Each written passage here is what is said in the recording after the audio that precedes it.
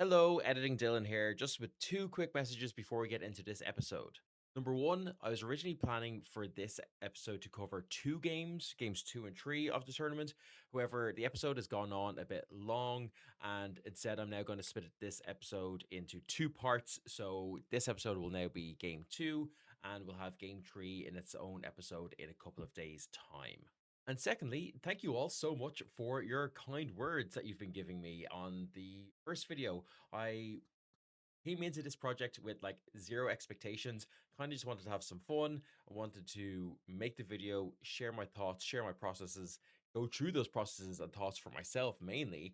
And the fact that there's been so many of you leaving positive comments, leaving positive interactions has been really, really nice. So thank you so much for that. I really, really appreciate it.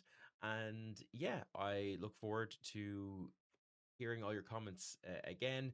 I genuinely found the ones on the last video very useful and insightful. I liked the discussions that we had about the loadout for the Warhawk, about actually different tactics that could be used and things like that. So please, yeah, feel free to interact like that more. Love having those discussions. And yeah, I will leave you for now. Please enjoy this video, and I'll be back for part three in a couple of days. Hello and welcome to the channel again. It is time for part two of my breakdown of my performance and my reflection on the RTT that I took part in up in Exploding Dice in Bangor last month. We're going to go through my second and third game against Vampire Counts and Troll Horde in this video. And just a quick shout out that it's so cool that with Squarebase Comp, you can have Vampire Counts and Troll Horde in the same tournament and have them do relatively similarly in terms of performance. And like, that's just great, you know? I'm a big Square-based comp fan, not only because obviously you play Wood Elves and I get more points to play with, but even still, I think it's just a nice, easy way of leveling the playing field. And yeah, would definitely be keen to play more Square-based comps, although I know there was seemingly a little bit of pushback from the club members up there who seemingly weren't a fan of it and prefer to kind of like have a either uncomped or at least not comped in the kind of square based way. But anyway, let's get into the games. I won't be going through my list. That was back in the first video. And yeah, let's just get straight into my first game against Vampire Counts. So looking at my opponent's list, this is not nearly as nasty as it could be. There's no screams, there's no hex rates. It's kind of a lot easier to deal with. And yeah, this was the TO his list. He was originally intended to just be a buy buster, apparently, so wasn't really hoping to play, and instead put together a relatively fluffy list. It was really nice. It was lovely models, lovely hobbied, and he was a fantastic person to play against. So yeah, I'm really was really lucky to come against him.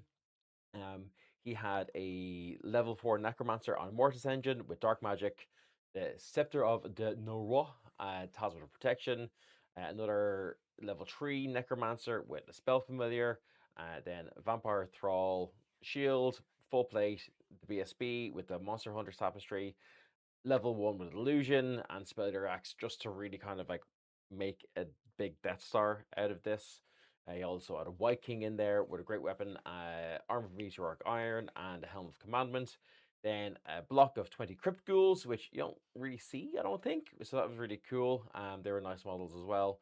A chunky block of 32 Graveguard, which when I saw these, I was not looking forward to taking on. Um, there's also the Drakenhof banner in there, which to be honest, I've forgotten what it does. I don't think it was relevant to it. A block of 20 zombies, nothing fancy there. Standard bearer for the extra combat res, and 8 Blood Knights with champion and standard bearer, which I was kind of so on. I was had a healthy respect for them, but I didn't. I thought that a solid round of focused shooting could really bring them down. And then even at that, a charge from my Wild Riders into them or my Dragon into them should um, be the death of them. So, going through again what my thoughts were. All models in the Vampire Count Army cause fear, aka what a great day to be a Wildwood Ranger. It was yeah, that was kind of like the godsend of this list. Um I was relatively concerned about the Necromancer and the Mortis engine. I've never played against Vampire Count, so a lot of these kind of models and rules are new to me. Um, I was not looking forward to him resurrecting the fallen 2 times a turn, which kind of put a damper on my plans of shooting down his Blood Knights because very easy for him to just regen that. And also for trying to plink off wounds off the Mortis engine, knowing he can just regen those as well, right? I knew I'd have to probably try to take down that as much as possible in a single turn or just try to deal with it, either of them in combat and get the crumble effects through combat res. Um, I had my general game plan, which went out the window, as all good game plans do, was avoid the Death Star, shoot the ever-living hell out of the Blood Knights, send my Wild Riders into the Crypt Ghouls, my Dragon into this Mortis engine, and then, if needed, I felt that the Rangers could probably take a good stab at the Death Star, but wouldn't have been my first choice. Um, the idea with the Death Star was just to play cautious against it, use my range advantage, stay back as much as possible, force him to come to me. Making sure to screen my Wild Riders because I don't want them getting out of position, especially after how I misplayed them in the first game, um, and then kind of use the Rangers to hold objectives and kind of force him to come to me, and then also use my Glade Riders and Scouts to get the other objectives. Speaking of the scenario and objectives, we had drawn battle lines, which is that diagonal one, where you're like this on the deployment. We had 3 strategic objectives, baggage trains, and domination, which we completely forgot about until like the last turn. Um, but yeah, domination kind of really suited me as a wood elf, being so mobile to be able to get around anywhere. But we'll get into that. So let's look at deployment. Okay, so looking at deployment here, really standard. I knew again I had to have my Wild Riders pretty central in here. I don't know that he expected my Wild Riders to go so wide. And I think he really had to like respect this because this this is a really nice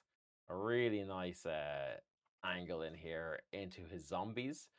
Um, I deliberately pulled back quite a fair bit with my Glade Guard, putting them against the Blood Knights with the plan of being able to shoot them. Again, having the having the Deepwood Scouts here to shoot into them and also to go and pressure the baggage train. Having my Glade Riders here also able to shoot it into them and also pressure this objective. And similarly, having the dragon to go in here meant there was a lot of focus fire into this, which I didn't think he's going to be able to withstand. I also felt that my baggage train, kind of nice and hidden down the end here, was fine. I thought my uh, mage on Warhawk was pretty well positioned here. Um, and then obviously my 2 eagles just kind of like as my initial drops to get understanding of his placement. Having these against such a small drop army was kind of a kind of a lifesaver because you're really able to get a feel for where everything is going down. And it was kind of what allowed me to get this nice position with my Wild Riders here. I don't know if I do anything different in deployment, to be honest. I'm pretty happy with this.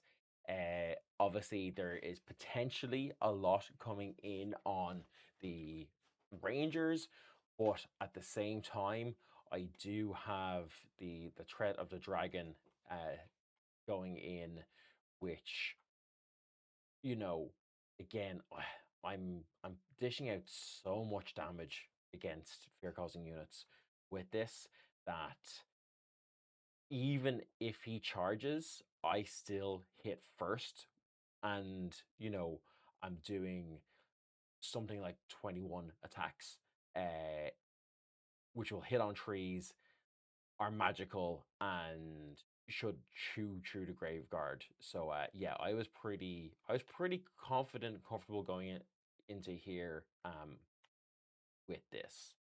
Okay, going into turn one then, which was my opponent going first. And he really threw me for a loop here, to be honest. Um, this repositioning of the Blood Knights was unexpected and really served to just completely negate a lot of this side of the board, effectively just pulling a refused flank against me. That was a really good move. Now, as you'll see later on, I don't think he necessarily made the most of his Blood Knights, but given that it stopped me from getting value from a lot of my units early on, probably not the worst idea. Um, Other than that, he basically just, did the expected undead thing and just shambled forward. Nothing too fancy or complicated there. He put a few buffs on his units, but nothing crazy. Magic until the end, Magic was relatively uneventful. He had a lot of buffs that he was putting on it on his things, but to be honest, it was kind of not too worrisome. Of note, and foreshadowing for later on, I did roll Durthu's Wrath, which is the assailment spell that forces everyone within a fighting rank to take an initiative test, or it's like D3 strength something hits. I think strength 4 hits. So like a truly insane spell to pick up here. Um, it's not a necessarily just a throw my Warhawk in, cast a spell and win, because obviously still need to cast it. He's got a lot of uh he has a level 3 and a level 4 which he can dispel with, so it's by no means a guarantee, but I kind of had that in my back pocket and I was ready for it. But yeah, not a whole lot to talk about in terms of his turn one. Going on to my turn one. Oh, sorry. This picture is it kind of more true for how he did his Blood Knights. They had just straight up moved here. They are facing that way, which is important. He just moved them to move things over, right? So in terms of what I did, I started putting this plan together of getting Wild Riders up here. Um, Again, very like the first game, he identifies the Wild Riders as a big threat and puts his big mobile threat in front of them. And this is something I'm not doing enough of, is putting myself into my opponent's shoes and asking, what will they do? I'm getting too caught up in what am I going to do. And while I'm relatively good at reacting to things, I think it's my kind of my natural play style. I should be trying to predict things instead, and I just never seem to find myself in a good, you know, state with with my Wild Riders, and I often kind of find that I'm reacting. I'm on. I'm not only am I reacting, which is fine, but I'm reacting on the back foot, which is not great.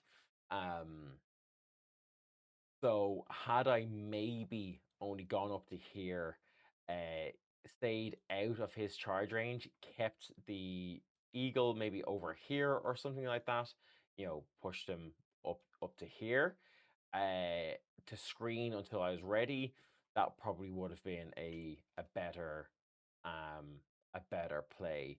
I obviously just moved up a bit with my Wildwood Rangers.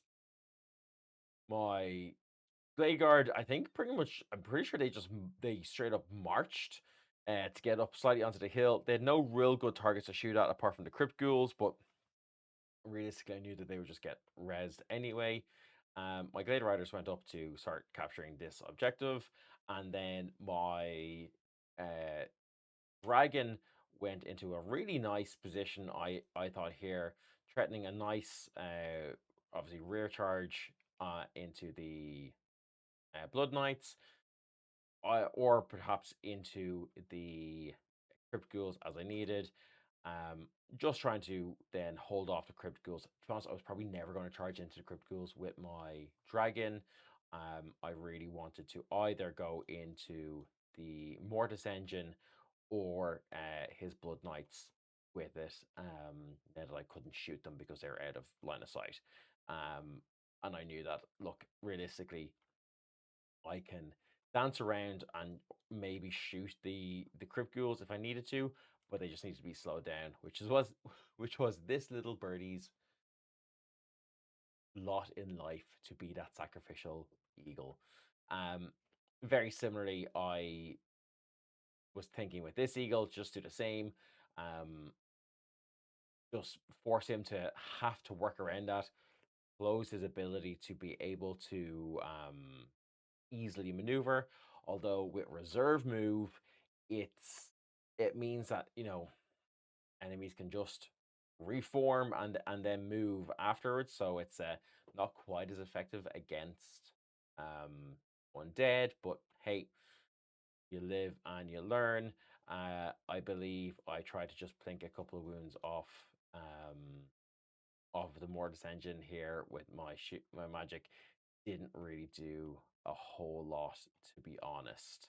Then onto my opponent's turn two, and the Mortis engine charged the Wild Riders. Now I did countercharge up, and again, it's just I'm not getting the full potential out of my Wild Riders. I want them to chew up infantry ideally. That's what they're good at.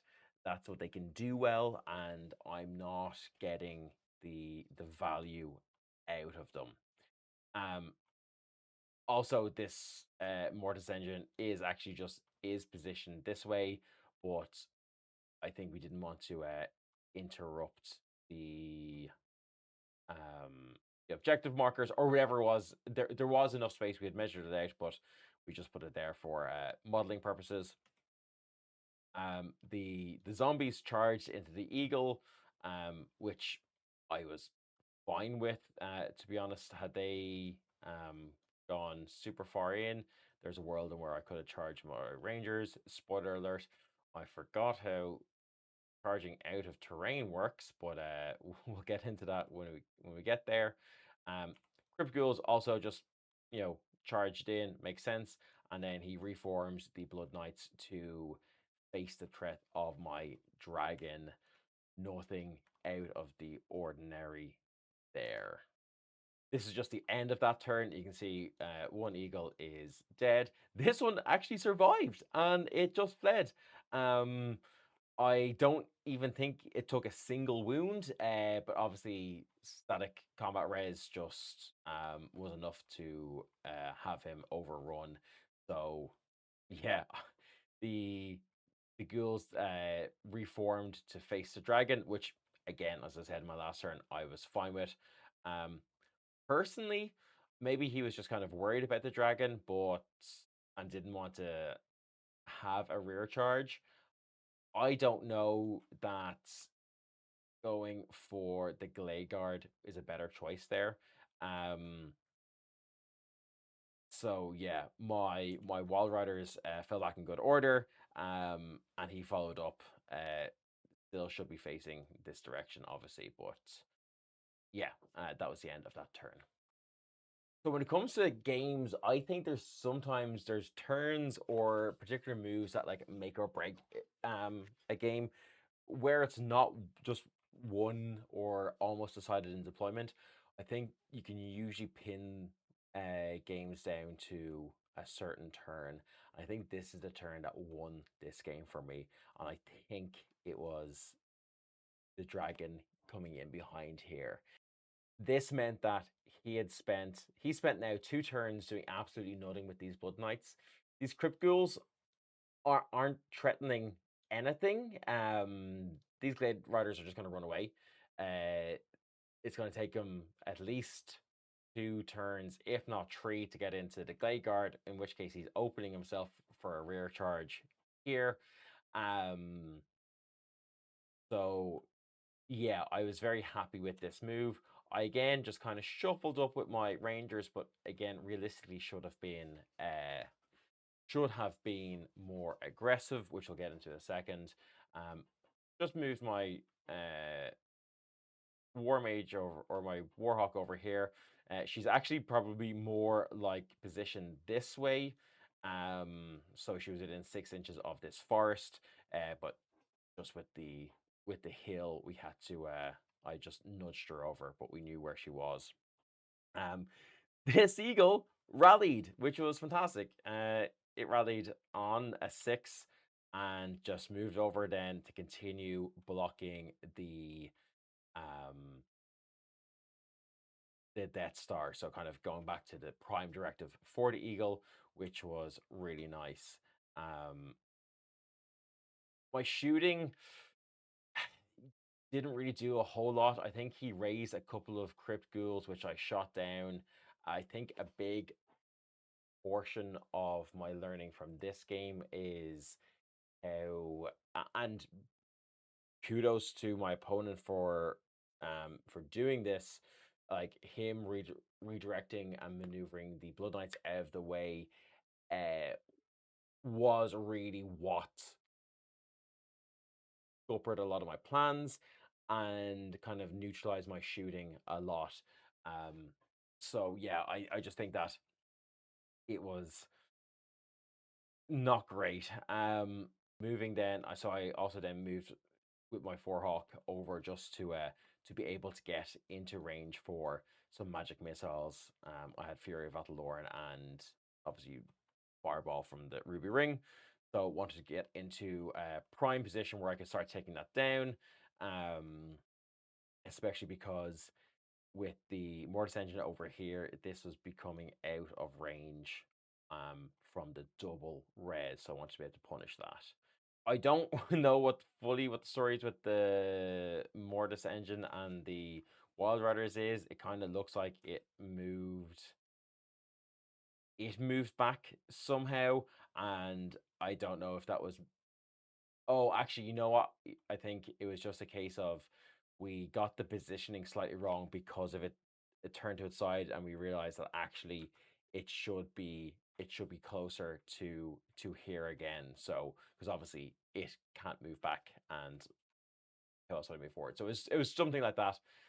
That was bugging me when I was looking over the images. Turn 3 then, my turn 3. My Wild Riders, or sorry, opponent's turn 3. My Riders finally broke and fled after kind of being whittled down. I I think I maybe did a wound or two over the course of this combat, but they just got regenerated back up. He uh, he kept his zombies here, which is smart because it's stopping that rear charge. I also think he didn't want to pursue. I don't think I even swift strided because I knew that I might be able to, if he were to capture, run and then capture, he'd only get to here or he wouldn't get as far. And I wanted to my chances of being able to get in here and pin him down because I really, really fancied that combat. That was kind of my ideal. If I could break that, I had a good chance of cinching the match. And I felt that particularly this block were consistently being delayed by my positioning and my use of my eagles. I also think that he probably wanted to keep his necromancer here, to be able to get start getting spells cast again. Him being locked in combat for a round made it so that he wasn't getting enough use of his magic, and he knew that he needed to get buffs onto his Death Star for them to do anything. Um, and at this point, I think I really want to talk about like sportsmanship in the game. Now, as I said, he was playing a buster, so he was kind of just playing a very chill game, um, which I respected. I think it was around this time he was actually going to cast a spell which maybe gave frenzy to this unit, which I kind of politely pointed out, like, if you do that, the way I've positioned my eagle means that he'll be lining up here. He'll end up along this line with his flank, which gives me a nice charge in. Because he's frenzied, he can't restrain and reform. Which he then was like, oh, thanks for that. I won't do that. So yeah. Looking at this, so I can't remember why this Mortis engine is still facing this way and he didn't reform after fighting. It's even possible that he actually tried to pursue and didn't run me down. Yeah, I think it's unlikely to have been a misplay, but yeah, he might just not have rolled enough. I'm not entirely sure, to be honest, because it looks like he didn't move at all, so he should have moved somewhere. I don't know. Anyway, this is how it ended. Therefore, me knowing that his Mortis engine was out of commission and out of action for a while meant that I could reposition my dragon and start eyeing up this multi-charge and this kill. You can see here I've also started to just focus fire into the crypt ghouls. I think I got shots off from the Glade Guard, from the Riders, and then also a Fireball or something into here just to really try and mince them down, bring it underneath scoring strength to deny that objective as well. And then he had gone here to try and go for my scouts. I think he was worried about his baggage train, which should have been. However, I just marched, gave up my shooting, and just went in here. At which case he was just like, yeah, he knew he was too close to me, and he knew that I would be able to just consistently dance around him. So again, his Blood Knights, I was kind of fearful of at the start. Ended up not really doing anything, but yeah, this dragon being here and being able to get to kind of line up this and kind of force a lot of passivity from him, really was beneficial to me. The other thing is, I think it was either this round or might have been the next, I actually declared a charge with my Wildwood Rangers into his Graveguard, because the angle was such that I was actually in his flank. But I rolled it and was like, I measured it and I was like, oh yeah, cool. This is a very easily doable charge. It was like 7 inches away, something like that.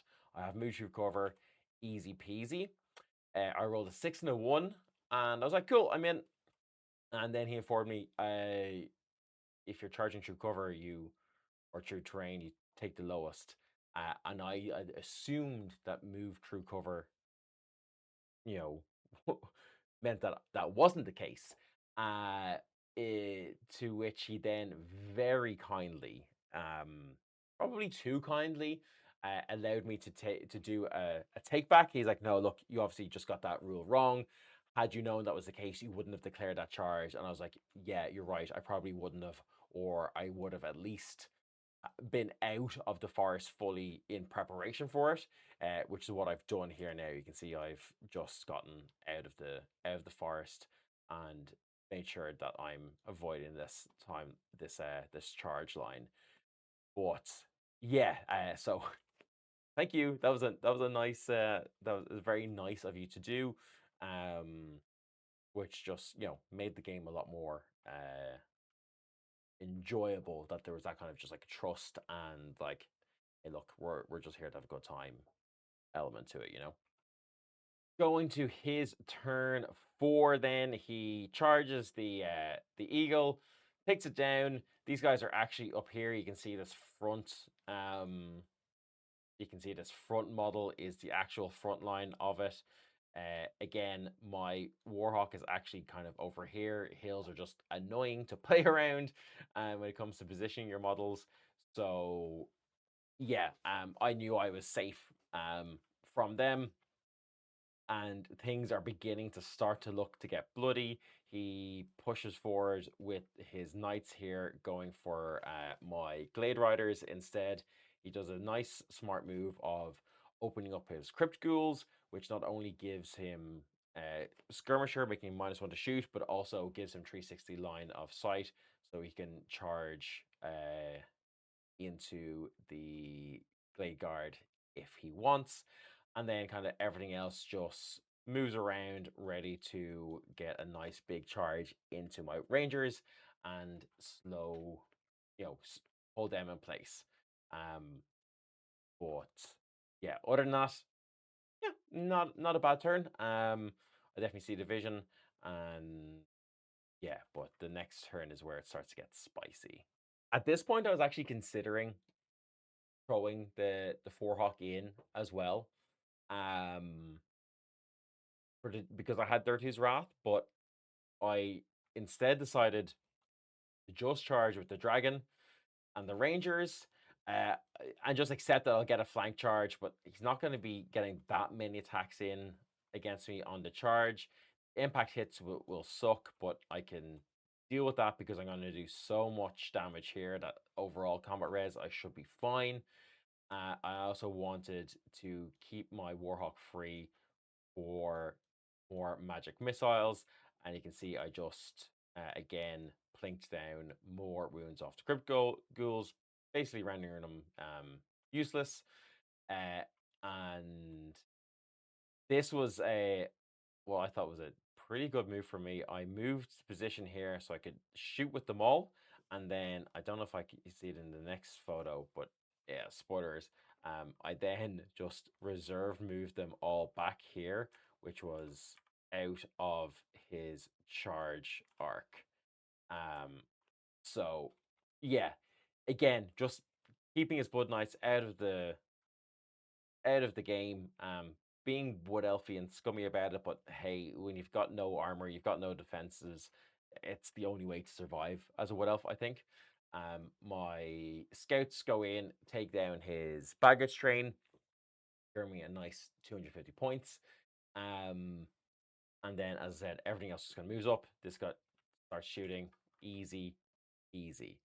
I do think that this move to here was maybe a little bit cautious, and had I just gone in with the mage, gotten the spell off, I would have annihilated this unit, which would have let me just completely reform to here and accepted all these charges, which would have put me in a really nice position. And then maybe just I should have just trusted in my shooting abilities to take care of the Crypt Ghouls, but I don't hate this move, but I think this is going to show that I'm maybe more of a defensive player at heart, and maybe I need to just kind of YOLO it sometimes. Who knows? We were running pretty low on time at this point, so I believe this is the last turn, if not the last this is the last photo I got anyway. As you can see, I ended up charging in with the Forehawk. The Blood Knights start coming down towards here, threatening the Glade Guard, but we were getting into the end of the end of the game. He wasn't ever going to be able to get into me, which was nice. I just continued hiding here. These guys chilled out here. The zombies went in To the Rangers as the Mortis engine, as you can tell from all of the missing Rangers here, including my BSB who went missing. But the absolute MVP of this game again came from my Warhawk mage. He went in, he got Dirtu's Rat off because there was only um three ranks of the uh Graveguard, who, by the way, had their White King had initially challenged out, got eaten by the dragon, no problem. Um, because every single model in the Graveguard unit was in a fighting rank, it meant every single model had to make an initiative test. And let me tell you, what a stupid spell. It's just worded so awkwardly. We had to go and make 21, or it's like something like at least 21 individual initiative tests. And we just sat there for, I think, at least 10 minutes just resolving. It'd be like, test, fail, roll to hit, roll to wound. And it was just, it took so long to go through every single model. There has to be a better way to word that spell to make it more player friendly. But he was a great sport about it, and we had a lot of fun just going through it because we both acknowledged just how ridiculous this was. Um, this was by far one of the most fun and enjoyable games of Warhammer I've ever played. And it's fully down to my opponents.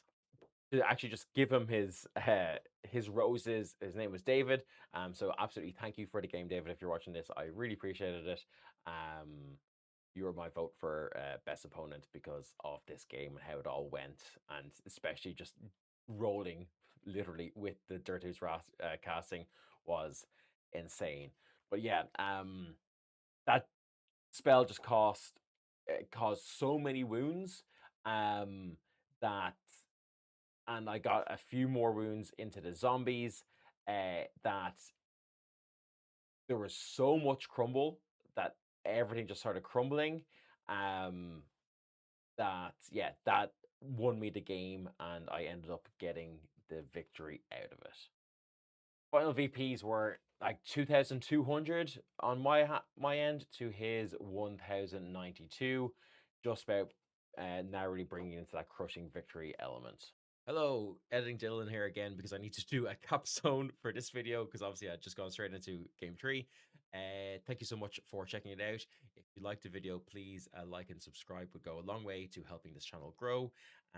Again, really appreciate all the kind words that have been left on my previous video so far. And yeah, looking forward to reading more of your comments on this one and to see what you thought about this game. Also, if you enjoy D&D podcasts, check out Heartfire Tales. All the links are in the description below. It's pretty much the only thing I have to pimp at the moment, so might as well, God loves a trier. So yeah, if that's your jam, why not check out Heartfire Tales? And if not, be back in a couple of days with episode 3 and the final game of this tournament. Thanks, bye!